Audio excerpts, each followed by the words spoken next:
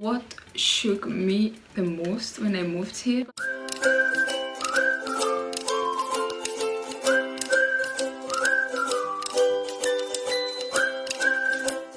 Hey loves, welcome back to my YouTube channel. Thank you so much for clicking. If you're new here, my name is Stephanie, and if this is your 4th or 5th time on this channel and you have not yet subscribed, like, say, what are you waiting for? Like, do me the honors of subscribing down below. Please subscribe. So as you can read from the title, yes, I'm gonna be giving you guys some of the things that shook me when I moved to Belgium. Let me tell you guys, things are different. People were grounded different. Things are different here from the way things were back in Kenya. So a disclaimer, these are the things I experienced on my own. These are my personal experience, so I'm not gonna generalize anything. So let's get into the video.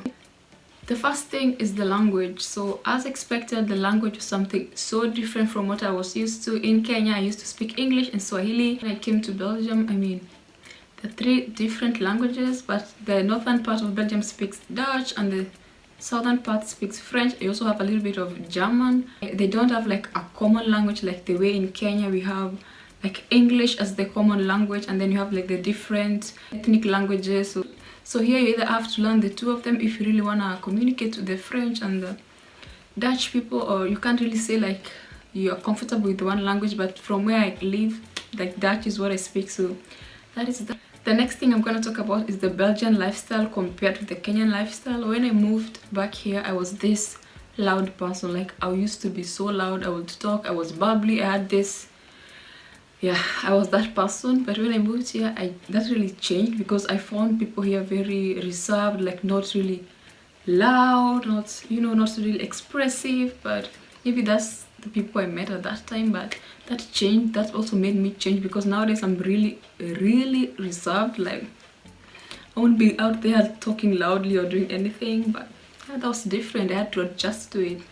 The second thing I'm going to talk about is that Belgians follow their rules. Like, these people follow rules to the T compared to Kenya. For example, on the crossroads, these people will wait until it turns green for them to cross before they cross the road. But in Kenya, even if it is red, there are cars coming, you just keep moving. There's no time to waste. We move. We are always on the move. But here they'll have to wait until it's green, and I find that quite nice, because, you know, you're not risking your life, you're not risking the drivers, you know.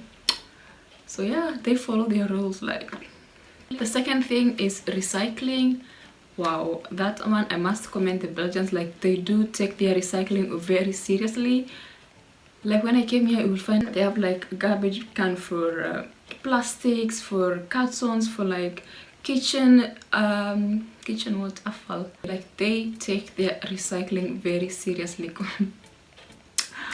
Where I was from in Kenya, you just like toss anything where you want, like boom boom boom. But I think now it has changed in Kenya compared to the time I was living there, because now they don't have plastic bags.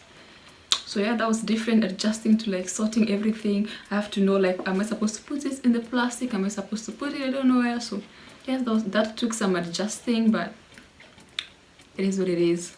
We learned and we're here now. The next thing is, when I first came to Europe, let me just say to Europe in general, I was shook. People here smoke. The smoking culture here is like way on the next level, let me tell you guys, because you'll find like 15-year-old like just smoking here, there. I was like, what?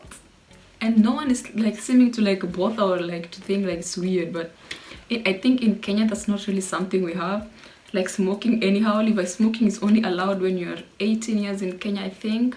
And even then, you won't find people smoke. Yeah, people here do smoke a lot. I also noticed this when I was in Italy, when I was to Hungary. I also see people like smoking, like it's like the order of the day. No one cares. Like, just do your business. Anyway, the next thing that I found really difficult for me to adjust, everything is closed on Sundays, like everything. But I only think some restaurants are open, so like no grocery shopping on Sundays. Like, Sundays are really time to be with family. I think that's how they take it here, because nothing is open. And when I was in Kenya, like Sundays after church, I remember I used to go, you know, go do some shopping, go to this shop, to the other shop, like yes. But here on Sundays are very boring because like you can't do anything really, so just have to stay indoors and do what you gotta do, watch a movie or do anything. The next thing I'm gonna talk about is that Belgians love appointment. Like Belgians do love their appointments. These people will book an appointment for literally everything. Going to see your parents, you have to book an appointment. That's what I think, because you have to like call them, tell them, oh, is it okay if I come this weekend or something like that? Like, what? I remember in Kenya, like I would just wake up and say, today I feel like going to this person's house. I'll just go even without saying anything. I'll just show up because mikasa, sukasa, with family, with friends. Like, even if you know someone, just gonna chill at your place. Like, that's that. But anyway, it took a lot of adjusting to know like I have to call someone first before I go to their place, all this kind of thing. But yeah, that's their culture, and you have to, you know, go ahead and just integrate and learn their culture as well. The next thing I'm gonna talk about is that there is really no age, I mean, I don't know, there's no like that age gap respect thing. I don't know if I'm gonna put this, I don't want to sound like weird. Like for example, this time we were in school, and then the teacher knew he was gonna be late, like 15 minutes late. This guy literally sent every one of us an email to pardon himself, saying, you know, I'm gonna be late for class for 15 minutes. I was like, is this a teacher apologizing to me for being late? I had to read that like 2 times. Like, in Kenya, they will suspend you for just throwing away food.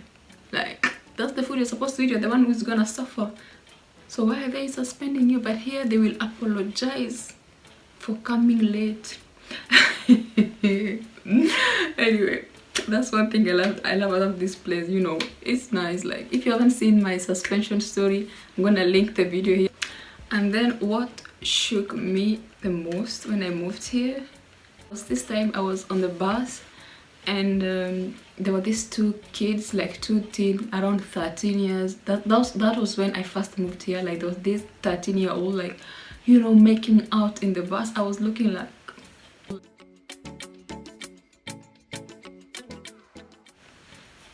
why is no one saying anything? Like, what are these 2 kids doing? Like, seriously? I was waiting for an auntie, you know, to throw a shoe, asking the kids what they are doing, but like no one was looking, no one was interested. Like, people be minding their business. If this was in Kenya, let me tell you, even if the person doesn't know you, know, a child is a community child. Back in Kenya, it's a community thing. Like, they'll be asking you, what are you doing?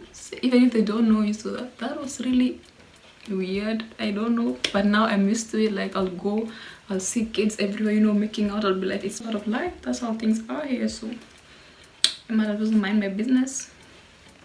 The next thing I really loved about the Belgians, it was a culture shock, but I really loved this one, was there's no like a hierarchy. You know, in Kenya, like you have like when the president lands somewhere in Kenya, let me tell you guys,